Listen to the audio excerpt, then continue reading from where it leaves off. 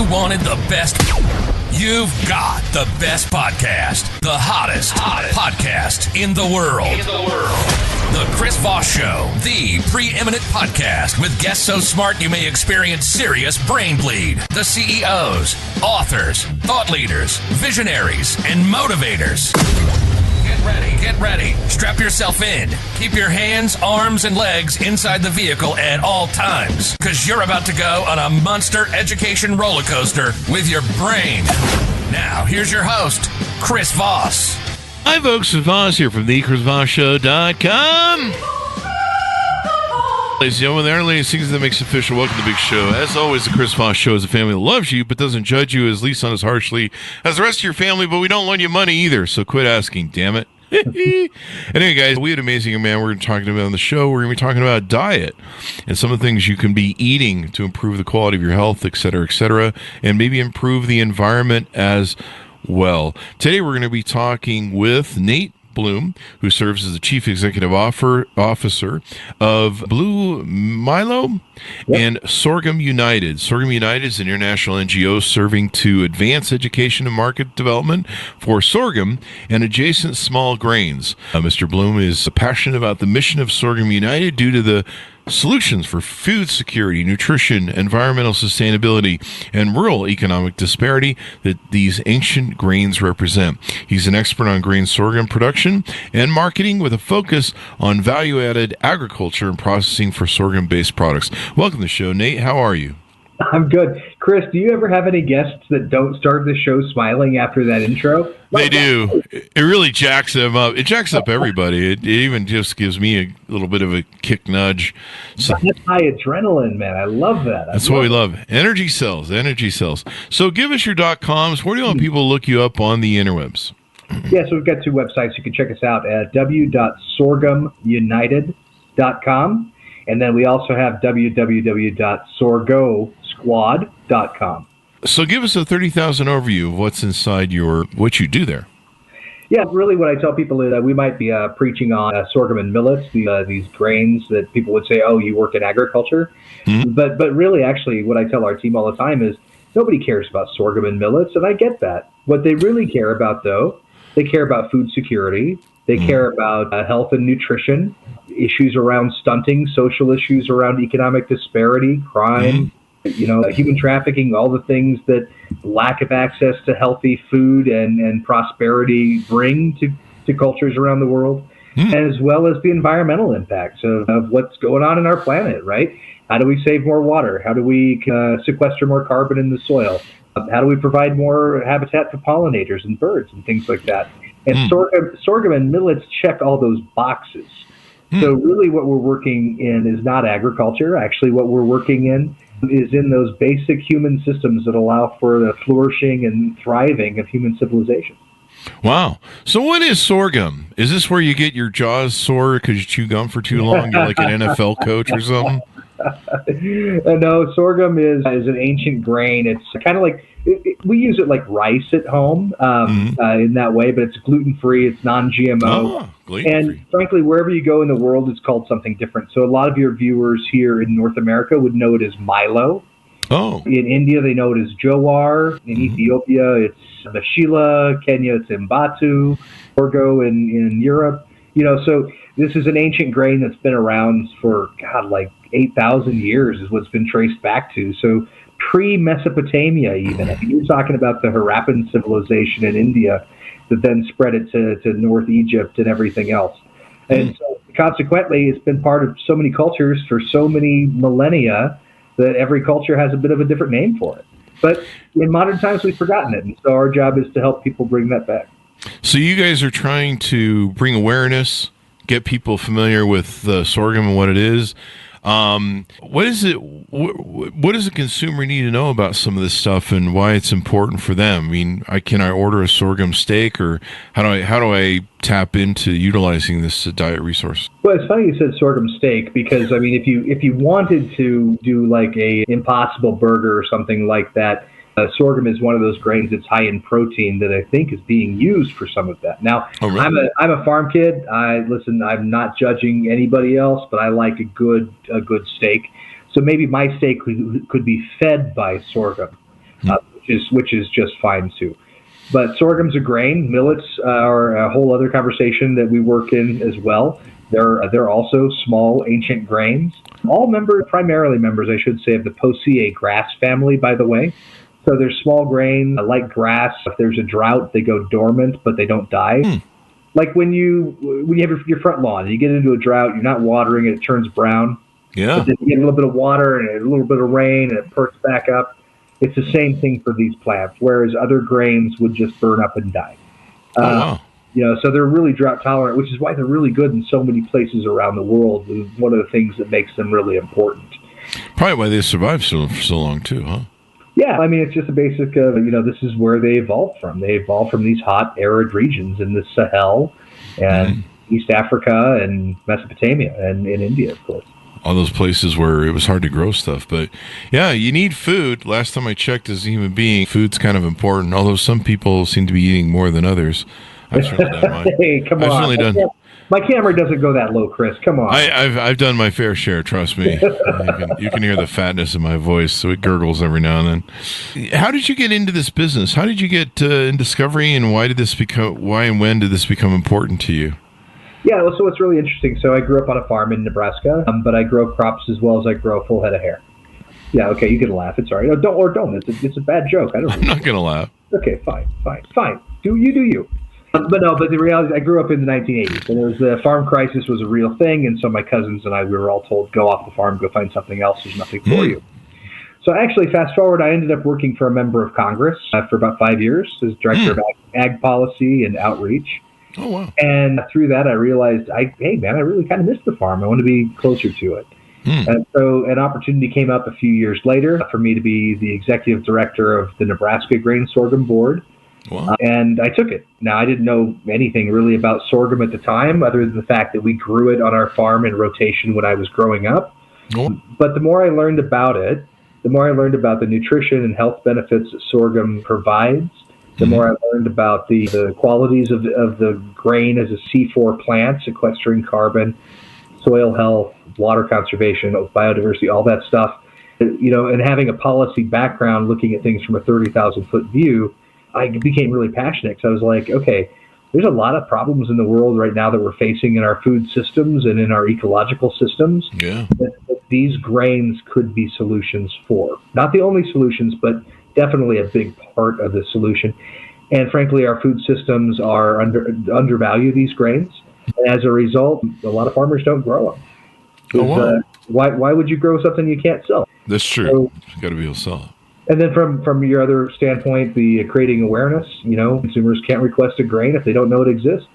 That's true. So we try to do all those things. We try to support farmers. We try to support the creation of value chains at a local level around the world, working with governments, universities, private sector, small-scale mechanization fabricators, and the farmers, but then also creating the market's awareness so that the people understand this is why they should want these grains and why they should care.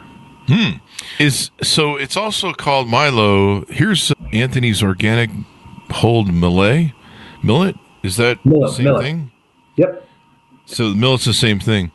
Now I'm looking on Amazon, so I'm seeing spaghetti that's made from it. I should quantify. So millets aren't exactly the same thing. They're in the same family. Okay. What I like to tell people is we work in sorghum and millets, but there's no such thing as millets. Okay. So I'm seeing sorghum you can order from Amazon in several different forms. There's the famous Bob's Red Mill that has them. There's some spaghetti that's made from sorghum here. That's kind of interesting.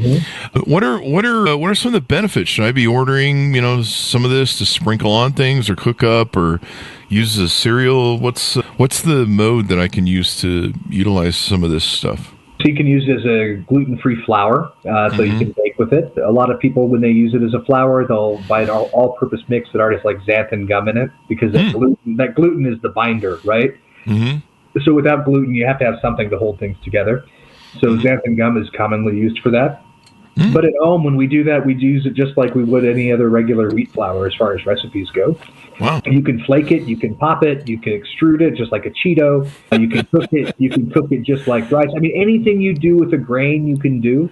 And it's not just food. I mean, it's food, fuel, and fiber, right? So from the stalks in the South. From the stalks, people make syrup. They make sorghum syrup, which is probably what a lot of your viewers know about. But you can also extract that sugar just like you would sugar cane. And to your point of why you should be looking at it. So from a health benefit, there are hundreds now of peer-reviewed public research papers that have been published around the world that all show the same things, right? Anti-diabetes management, it's lower on the glycemic index. Mm-hmm. So you stay fuller for longer, and it makes it easier to manage your blood sugars. A lot of folks in India actually control their diabetes entirely through a diet of millets. Really? Absolutely, they do. What? And then anti-carcinogenic benefits, heart health benefits. A couple years ago here in Nebraska, where I live, the Food for Health Center, which is one of 6 organizations in the world that exclusively studies the human gut microbiome, they published 2 papers in the journal Nature that showed that sorghum helps to rebalance the human gut microbiome. And why wouldn't it? Because that biology in our gut evolved alongside us, and these were some of the first grains grown by humans. I mean, doesn't it make sense that that microbiology would be happier when we ate these? So, and not to mention the anti-inflammatory benefits, right? So inflammatory bowel disease in particular, there's been a ton of research that have shown that these grains help to combat that. Oh, wow. Yeah, I'm seeing like you can buy it's like popcorn, but it's pop sorghum. You can buy it on Amazon. I might try some of that just for. Yeah, there's I tell you what, even at home, we'll pop it. I just use a popper that blows. Yeah, I buy like a $20 popper on Amazon that blows the air horizontally instead of vertically.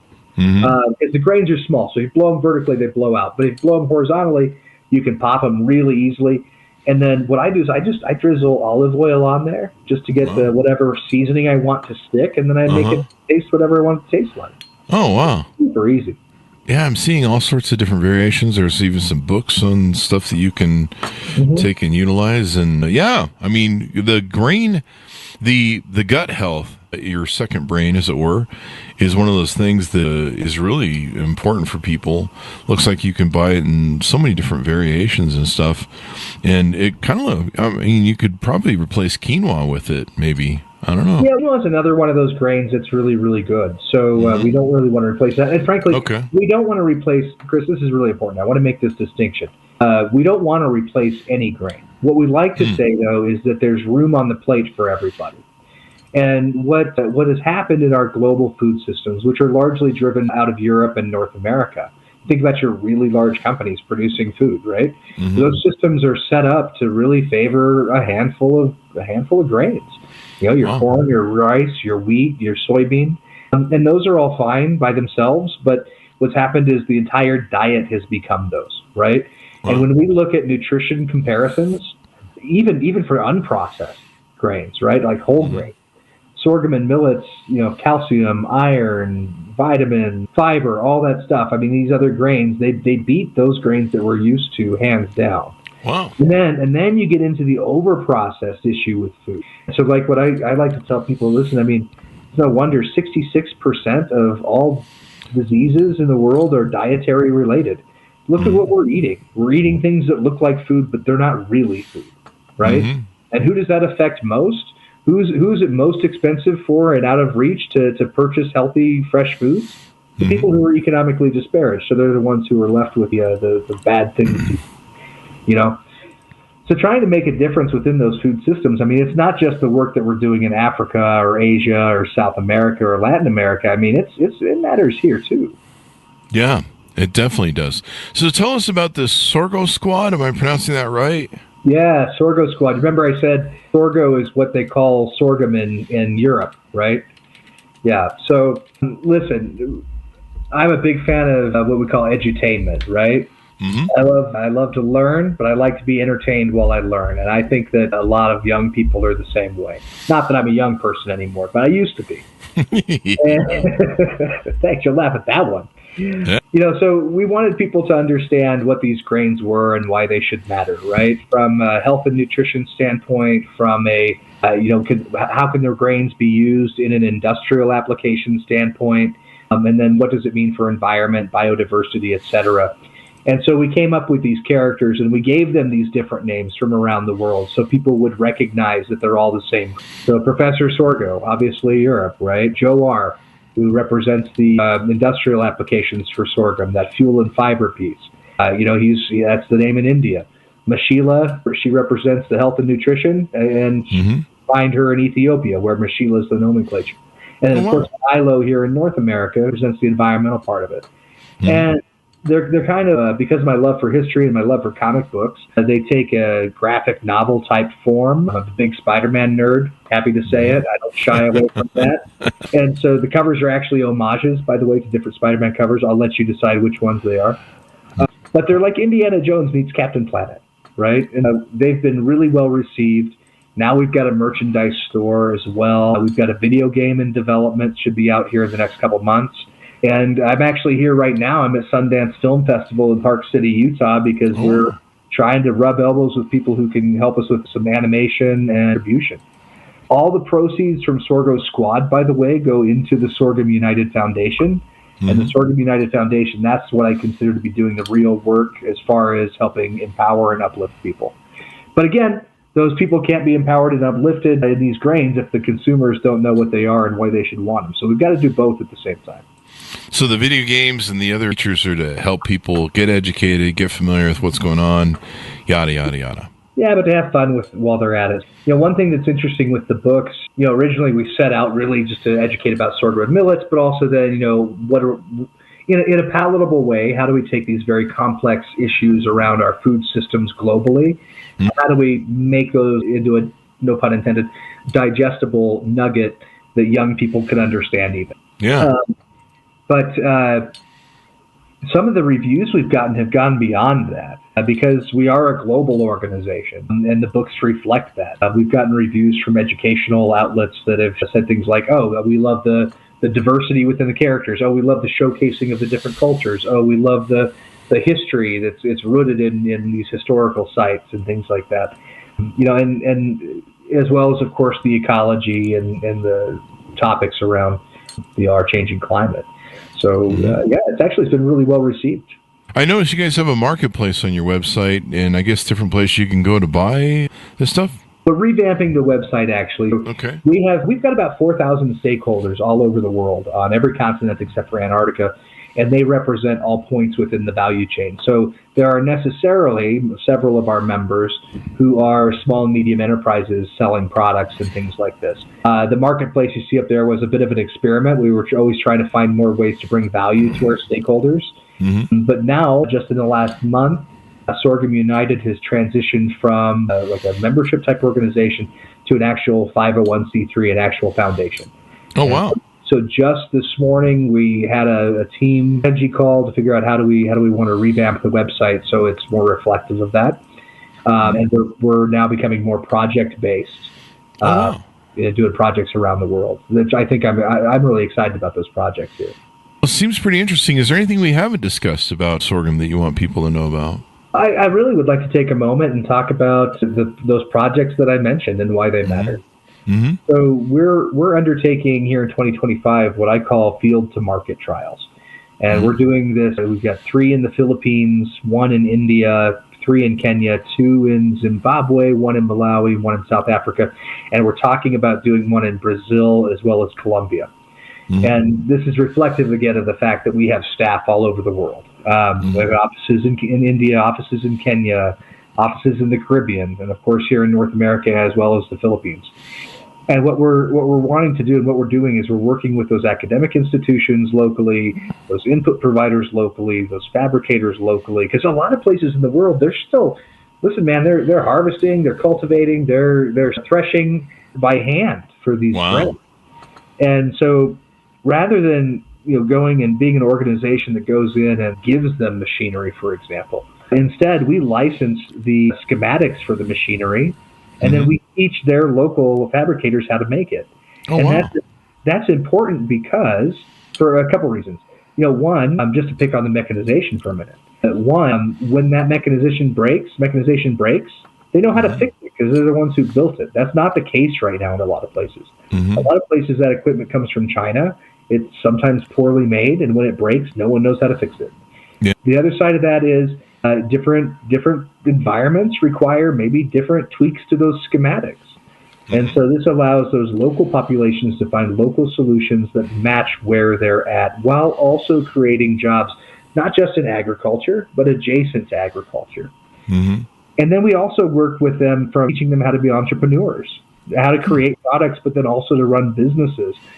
Because what happens a lot in agriculture, whether it's here in the USA or in Zimbabwe, is that farmers are really good at growing a raw grain, and then they sell it as a commodity, and there's no way to capture value. The market determines the price. I talked to one farmer in Zimbabwe recently in Binga, whose only market is the local brewer, okay? The local brewer knows that he's the only market, and guess what? He hasn't paid the farmer in 8 years. But the farmer still goes there because he doesn't have anywhere else to go. And what's he going to do? Not grow grain? Yeah. Teaching them, well, maybe you can make a flour out of it. Maybe you can make a bread. Maybe you can go and sell that into your own market. Make your own market. Or in the Philippines, where rice is such a big part of the diet. And the Philippine government asks me, they said, how do we eat it? How do we sell it? And I said, what are you making with rice? Okay, we're making this and that. Okay, make that, but change the formulation to include this. Wow. It's really that simple. So what we're trying to do, what I think is different, sets us apart from other organizations that are doing good work also, by the way, not to pick on them. But we don't want to go into an area or a culture or a country and try to give a solution to a problem we may not fully understand within that context. And not only that, we don't want to propagate multi-generational learned helplessness. We want to really empower people. And we want to empower people by using the value systems that these grains can provide because of the health benefits, but also because of the fact they are so hardy and they can grow in some of the worst environments on the planet. So this is what makes a lot of sense. People who support us at the Sorghum United Foundation, that's where your money is going. Your money is going to those educational pieces. Your money is going to those partnerships. Your money is going to help these people on the ground, smallholder farmers, set up local processing, modernize their operations, get access to good seed. Something as simple as that is a challenge sometimes. And again, all over the world. Definitely. So how can people take advantage of your systems? They can go there and contribute or donate. They can buy resources. How can people get involved? Yeah, so there's a few different ways. Of course, if you go to sorghumunited.com, there's a donate button at the top that does link to a PayPal account. That's the easiest way. We are going to be setting it up, so if you want to make monthly donations, you can do that. And as we revamp the website, you're going to be able to actually see those projects and the people, most importantly, the people that we're working for on the ground. That's one way to do it. Another way to do it is, talk to your local school systems. Those Sorgo Squad books are really intended for school systems. And they meet a lot of curricular demand around, again, sustainability, health and nutrition, and, multiculturalism. Talk to your school system, go to your school board and say, hey, maybe we should buy these. Because, again, the proceeds from those go back into the Sorghum United Foundation mission. Watch for the video game that's coming out. And heck, by the way, don't stop there. If you want to buy books for the grandson or granddaughter for a birthday, you can do that too at sorghosquad.com. There's also merchandise with shirts, hats, water bottles, that sort of a thing. And sneak peek, my team in the Philippines tells me we're going to be expanding into plushies and action figures soon too. Oh wow! Yeah, that should be a lot of fun. All of those things go back into doing the good work that we're trying to do. And, I just gave a presentation on this the other day. This is ultimately why this matters, Chris. Mm-hmm. If you were to take, and I'm sure you're familiar with Maslow's hierarchy of needs, right? That pyramid you get in Psychology 101 at the university. Mm-hmm. And the foundational piece of that pyramid are those physiological needs. And do you remember what those physiological needs are? I don't remember exactly. Go ahead and fill us in. Food, water, shelter, those types of things. The basic things we need to be successful. Mm-hmm. When we don't have those, and I've been in a lot of places in the world that are not very nice that don't have those things, okay? That's when you have issues with crime. That's when you have issues of human trafficking, sometimes even self-trafficking, right? Mm-hmm. That's when you have the issues over lack of education because people can't afford to go to school. That's when you have the issues around radicalization, or political instability. When those basic foundational pieces of society are not present, the rest of society cannot progress. And, I've got a lot of people who come to me and they say, well, I don't work in agriculture, so I don't need to worry about this or whatever. I remind people, listen, two things. One, we all share the same planet, right? So whether you work in agriculture or not, you have a vested interest in making sure the person next to you is doing well. But two, if you eat, guess what? You're adjacent to agriculture. The FFA here in North America, they do a really good job. They've got a saying. They tell their kids, there's 435 careers in agriculture, and only 2 of those are farmer and rancher. So you think about all the adjacent industries, everything from banking to manufacturing to marketing to shipping to all these things, right? Food processing. That's all dependent upon agriculture. And what happens in these societies, if they can't grow grain because of the climate that they're in, they're trying to grow maybe maize in the desert, which doesn't work, but they can grow sorghum instead. If they can't grow those things, then all that adjacent industry, those adjacent economic opportunities, they fall too. Without that basic fundamental structure, foundation of society, the entire society tends to collapse unless it's heavily supported, which becomes a whole other challenge. Yeah. Well, as we've seen climate change and some of the fallout, we've seen the fires in California. It definitely is a big deal. So as we go out, give people a final pitch in the .com so people can find you on the interwebs. Yeah, follow us on the socials, of course. We're on, all the big ones, LinkedIn, Facebook, Instagram, et cetera, et cetera, et cetera. Everything your kids and grandkids are on, except maybe Snapchat. We don't do that one. I'm not sure if we're on TikTok. I've got to ask my team that. Oh. But then also, of course, the website, sorghosquad.com. Those books are also on Amazon as well. And then, of course, sorghumunited.com. I think we post some really interesting things. Right now, we're starting to post some more content from a group of fellows that are nutritionist graduate students, nutrition and health students out of India. So there's a lot of really unique perspectives that our stakeholders bring sometimes to those posts, too. Oh, it's been very insightful. I learned some new things. I'm going to order some of that popcorn. Try it. I really like popcorn, but the problem is popcorn is that's popcorn, right? It's good. Remember, there's room on the plate for everybody, and frankly, the fastest growing market for sorghum in the United States is pet food. So if it's good enough for your pet, it's good enough for you. Oh, really? I don't know. I've seen some of the things my pet's eating in the backyard.